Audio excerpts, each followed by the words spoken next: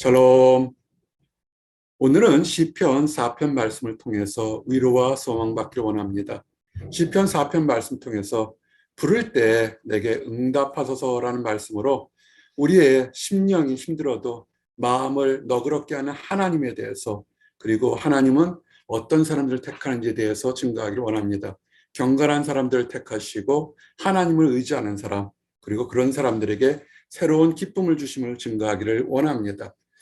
하나님께서 우리가 곤란 중에 피할 길을 주실 때 마음을 너그럽게 한다는 것을 아십니다. 이 말이 참 좋습니다. 참 많은 능력 많은 사람들을 많이 보았습니다. 가진 것을 많고 똑똑한 사람을 많은데 인색한 사람들도 또한 많이 보았습니다.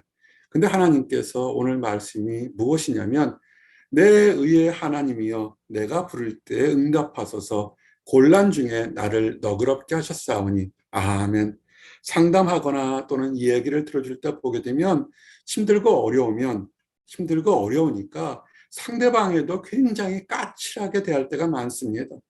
그 사람을 위로해 주려고, 그 사람을 격려하려고 얘기를 들어주는데도 자기도 모르게 마치 자기를 힘들게 한 원수처럼 그 사람에게 마음이 까칠해질 때가 많습니다. 힘들어서 그렇겠죠. 어려워서 그렇겠죠. 근데 하나님이 뭐라고 하느냐면, 하나님을 의지하고 하나님께 기도할 때 피할 길을 주면서 그 하나님께서 우리와 함께 하심을 드러난 징계가 마음이 부드럽게 너그럽게 하신다는 것입니다. 힘들고 어렵고 답답한 일이 우리 앞에 분명히 눈에 띄는데도 마음이 너그러우십니까? 그래도 마음이 평안히 있습니까? 그것은 하나의 사인입니다. 지금 하나님이 여러분과 함께하고 있다는 사인인 것이고, 마음이 부드러워졌을 때 그것이 하나님이 함께 하시는 사실을 기억하시기 바랍니다. 그리고 항상 마음이 부드럽고 인색하지 않은 하나님이 사람들의 허물을 용서하는 사실을 아시고, 이 허물은 죄뿐만 아니라 낙심과 좌절에서도 새로운 힘을 주신다는 것입니다. 악인은 그의 길을, 불의한 자는 그의 생각을 버리고 여호와께 돌아오라. 정말로 손과 발로 범죄하는 행악자도 있겠지만 마음속에 나는 안 돼, 나는 실패자야, 나만 미워하고 이렇게 스스로 자기를 힘들게 하는 사람들이 있을 줄 압니다. 그 속에서 벗어나고 새롭게 사십시오. 즐겁게 사십시오. 혼자서 아둥바둥 한다고 해서 여러분을 힘들게 한 가해자가 죄책감을 느끼면서 내가 잘못했을 거라고 생각할 수 있습니까? 아닐 겁니다. 100만 명 중에 1명 정도 죄책감을 느낄지 모르지만 가해자들은 통상적으로 발 뻗고 평이 잡니다. 피해자들이 잠을 못 잡니다. 그걸 아시면 차라리 하나님께 돌아오십시오. 마음을 평안하게 하고 너그럽게 하고, 혹시라도 또 내가 잘못한 것이 있으면, 내가 악한 길에 섰으면, 악한 생각, 부족한 생각이죠. 하나님의 뜻인데 부족한 생각이 있으면 돌아가십시오. 그리하면 그가 긍휼히 여기리라. 힘들고 어려운 사람들이 정말 원하는 것이 무엇이냐면, 나를 이해해주고 나를 불쌍히 여겨주고, 내가 이렇게 최선을 다했지만 대접받지 못하고 인정받지 못하고 한계사항에 있는 나를 이해해주기를 원하는 건데, 세상은 이해를 못해요. 누가 이해합니까? 하나님이 이해하십니다. 하나님께서 긍휼히 여기시니까 하나님께로 돌아오시기 바랍니다. 그리고 하나님께 돌아오는 사람들의 특징과 해야 될 것들이 뭐냐면, 헛된 것에서 멀리 하십시오. 인생들아, 어느 때까지 나의 영광을 받들어 욕되게 하며 헛된 일을 좋아하고 거짓을 구하려는가? 사실 우리가 사는 24시간 중에서 의미 있게 하나님 앞에서 칭찬받을 행동하는 시간이 얼마나 되는지 한번 따져봐야 됩니다. 먹고 마시고 자고 싸우고 다투고 분노하고, 사실 돌아보면 남는 것들이 없죠. 이번에 한국 가서 저희 직장의 동료들 또는 같은 친구들 봤습니다. 정년 퇴임했거나 조기 퇴직했거나 또는 후배들도 보니까 많죠. 그들이 한때는 다들 잘 나갔어요. 직장 내에서 장을 경영하거나 굉장히 높은 집에 올라갔지만 이제는 그 자리에서 물러나니까 남는 것이 별로 없는 거예요. 무엇이 가장 유익했을까요?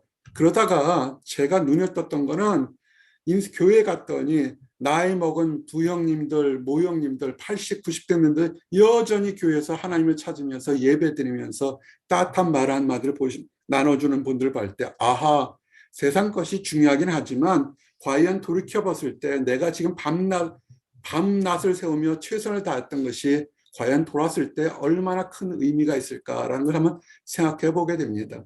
그래서 여러분 헛된 일보다는 보람 있고 하나님 안에서도 나중에 10년 후 20년에도 정말 잘했다 칭찬받을 만한 일을 생각하시기 바랍니다. 헛된 사조를 따르지 마십시오. 늘 말씀드리지만 세상에서 지금 너무 말도 안 되는 생각이나 또는 사고나 풍조들을 따르라고 간접적으로 직접적으로 이렇게 보여주고 있습니다. 텔레비전이나 방송이나 뉴스나 다른 것들에서. 그런데 그것은 유익하게 하지 못합니다. 우리의 영혼을 구하지도 못하는 것에 따라가지 마십시오. 헛된 것을 따르지 않고 하나님 안에서 돌아봐도 유익했던 것을 따라가시기 바랍니다. 그리고 하나님께서 사람들을 힘들고 어려울 때 마음을 부드럽게 하는데 모든 사람들 원하시죠. 그런데 경건한 사람, 하나님의 뜻에 합당한 경건한 사람들의 부르짖음을 들으신다는 것입니다.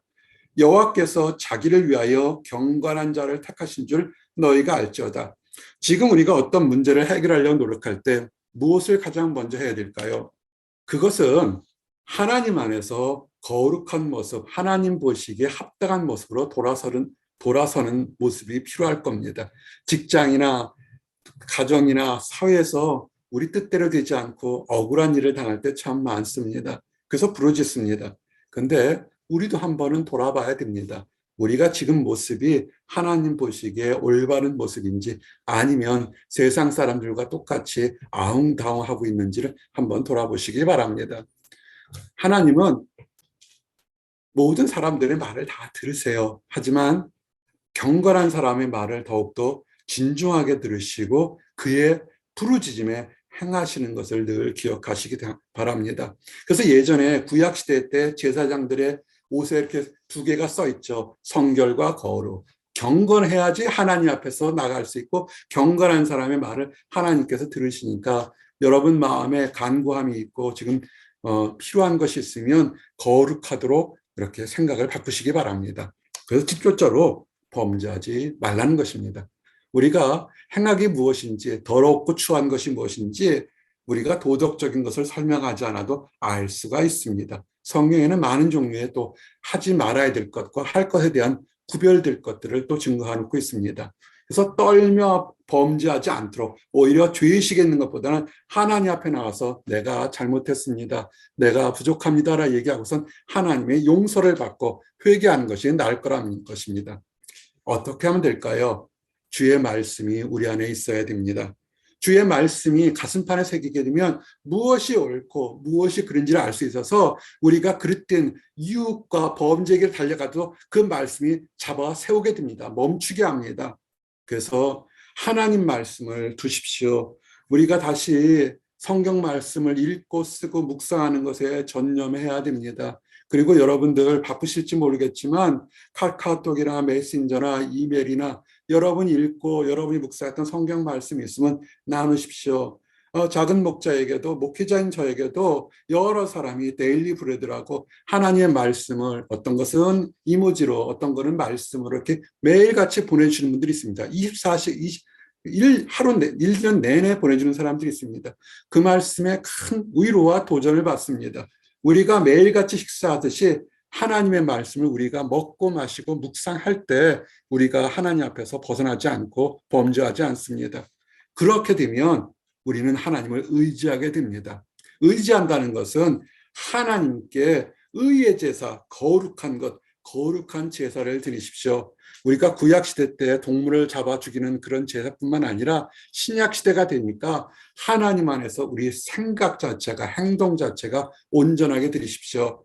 화목제는 저는 말씀드린 것처럼 어떤 예물을 드리고 드리는 사람도 받는 사람도 함께 나눠 먹는 것입니다. 좀 더 쉽게 설명하면 잔치와 똑같죠. 음식을 차려낸 사람이 손님들과 함께 기쁨 가운데 먹는 것입니다. 근데 번제는 다 태워서 드리는 사람도 먹지 못하죠. 그냥 다 하나님께 드리는 것이죠. 그래서 사실은 우리가 주님께서 기뻐하는 제사는 나의 삶도 나의 시간과 능력도 재물도 하나님 것이죠. 속지 마십시오.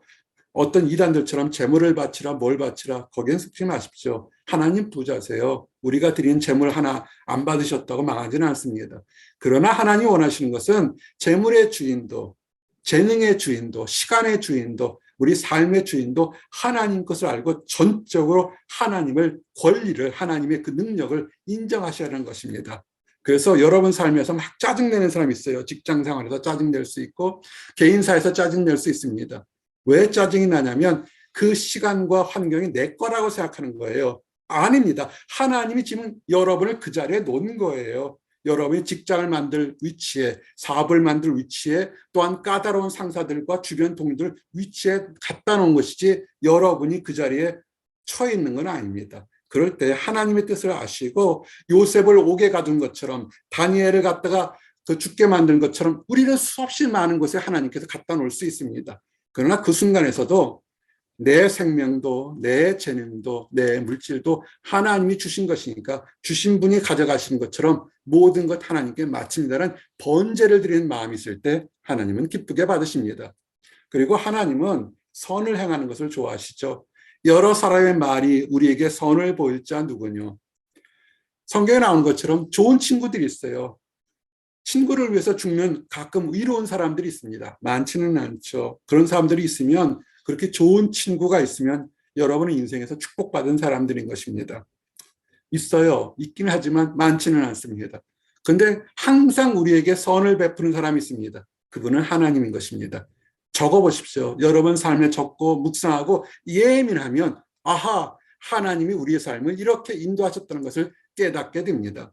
하나님은요, 우리가 잘못 알아서 자판기처럼 생각하는 것이 있어요. 헌금을 하거나 예배를 드리면 우리에게 복을 주신다. 성경은 그렇게 나와 있지 않습니다.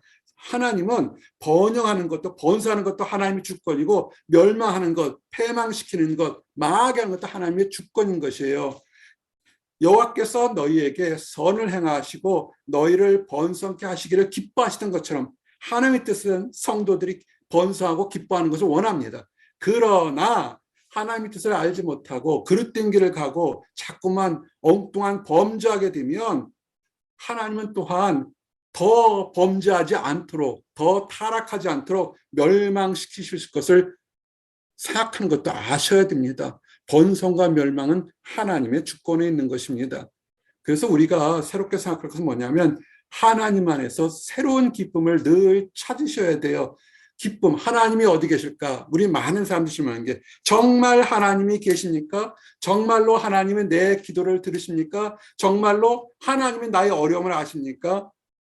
그것에 대한 응답은 많은 것이 있겠지만 가장 강력하고 확실한 것은 뭐냐면 우리 안에 속에 기쁨을 두신다는 것입니다. 응답이 일어나서 어떤 문제가 해결되거나 갑자기 산이 옮겨지는 그런 놀라운 역사도 일어나지만, 그러나 세상 살면서 주께서 내 마음에 두신 기쁨은 곡식과 새 포도주가 풍성할 때보다 더합니다. 농부가 뭘 보고 1년 동안 소망을 가지면서 그 땡볕에서 일을 합니까? 가을이 돼서 추수해서 추수한 곡식과 포도주로 물건을 파고 살고 여유있게 사는 그 하나의 소망으로 1년 동안 참는다고요. 얼마나 기쁘겠습니까? 노력한 것을 얻는데. 근데 성경은 뭐냐면 하나님이 주시는 기쁨은 그것보다 비할 수 없다. 지금 내가 힘들고 어렵다 할지라도 주님이 나와 함께 하신다 사실을 깨달을 때 되면 아하, 하나님 감사합니다. 살아도 영광, 죽어도 영광, 하나님 안에 있다는 기쁨이 있다는 것을 깨닫게 됩니다. 이런 새로운 기쁨을 줍니다. 왜냐하면 이 땅에서 아무리 부유하게 산다 할지라도 길어야 120년이에요. 여러분 장례식장에 한번 가보시기 바랍니다. 성경에 나오잖아요. 결혼식장과 장례식장에 둘이 동시에 갈 때 되면 할 수 있으면 장례식장에 가서 인생의 허무함과 인생의 유한함을 보고 깨닫는 것이 오히려 유익할 거라는 얘기를 하게 됩니다. 우리 안에 삶에 유한할 때 하나님께서 우리의 오른쪽은 늘 의로운 것이죠. 오른쪽에다가 영원한 즐거움을 주신다고 약속했습니다. 지금까지도 하나님이 계시기 때문에 힘들고 어려운 가운데서 하나님이 나를 사랑하고 인도하시는 기쁨이 있습니다. 앞으로 여러분이 보실 것은 이 약속과 소망이 참되었다는 것을 깨닫고 인생에서 누리게 되는 그런 날이 속히 올 것입니다. 이 땅뿐만 아니라 천국에서 누리게 됩니다. 그리고 평안히 잠자게 만드는 것입니다. 복 있는 거 정말 좋은 것 같습니다. 내가 평안히 눕고 자기도 하리니. 그렇죠. 고민이 있으면 잠이 안 와요. 뒤척이게 됩니다. 근데 하나님을 믿고 하나님이 나를 부르셨으니 내 직장도, 내 가정도, 내 삶도 하나님이 가장 선하게 인도하실 것이다. 하나님이 여러분을 언제 부르셨습니까? 코인노니아 교제와 함께, 그 다음에 에클레시아 교회라는 것은 뭐냐면 클레시아 회중, 무리에서 밖으로, 무리 중에서 밖으로 불러냈다는 것입니다. 창세전부터 여러분을 택했죠. 하나님의 자녀를 택한 것입니다. 왜 불러내셨습니까? 기쁨과 즐거움을 주려고 불러낸 것입니다. 그래서 지금 힘들고 어렵다고 낙심할 필요가 없습니다. 하나님 안에서 나를 선하게 인도하셨으니까 내가 지금 거친 비바람과 어려움이 있다 할지라도 하나님께서 내 영혼을 주장하시니까 내가 하나님을 믿고 평안히 자고 누울 수 있다는 것을 주실 것입니다. 하나님을 믿으시기 바랍니다. 그래서 예수님께서 이 땅에 오셨을 때 이 말씀을 확인하지 않습니까? 수없이 많은 말씀 중에서 요한복음 14장 말씀을 하신 이유가 뭐냐면 내가 너에게 주는 평안은 세상과 주는 것과 다르다. 세상은 어떻습니까? 많이 가지고 많이 먹고 많이 누리면 평화랄까라고 하는데 신문을 보십시오. 길어야 5년도 안 돼서 치고받고 싸우고 지옥 같은 맛들을 보지 않습니까? 근데 예수님은 그렇게 말씀하지 않았습니다. 예수님 안에서 주는 평안은 시대를 초월해서 시공을 초월해서 세상과 주는 것 같지 않은 진정한 평안을 누릴 거라고 그랬습니다. 이제 이 말씀을 통해서 우리가 알 것은 뭐냐면 내가 부를 때 응답하시는 하나님이 있다는 것을 늘 기억하시기 바랍니다. 그리고 그 응답을 확신이 뭐냐면 우리 마음이 부드러워진다는 것입니다. 강팍한 마음, 까칠한 마음, 교만한 마음이 아니라 부드러워지고 겸손해지고 낮아지는 마음 속에서 감사가 넘치는 마음이 들기 시작하면 아하, 하나님께서 지금 내 기도를 들으시는구나. 안 들으십니까? 그러면 우리가 해야 될 건 경건하도록 노력해야죠. 거룩해지도록 바꿔주시길 바랍니다.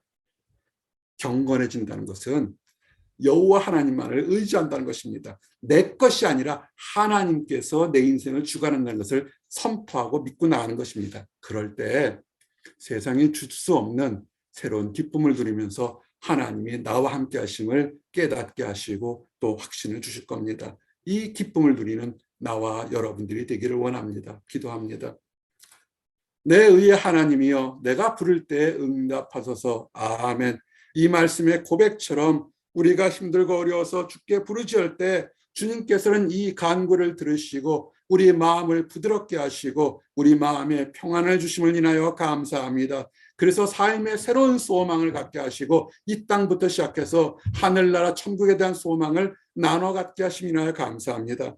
아버지 하나님, 하나님을 알지 못하고 하나님의 사랑을 깨닫지 못해서 이 세상에서 주는 평안을 찾으려고 노력하고 아둥바둥하는 사람들이 있습니다. 가져도 소금물을 먹는 것처럼 더 많이 가져야 되는 그런 답답함 속에 사는 사람들이 있습니다. 아버지, 불쌍히 여기시는 줄 압니다. 그 사람들에게도 하나님의 진정한 평안을 맛보도록 허락하시고 먼저 이 평안을 맛본 우리가 그들에게 사랑의 손길을 내밀러 하나님의 나라로 함께 들어가도록 허락하여 주시옵소서. 늘 감사드립니다. 예수 그리스도 이름 받들어 기도드렸습니다. 아멘.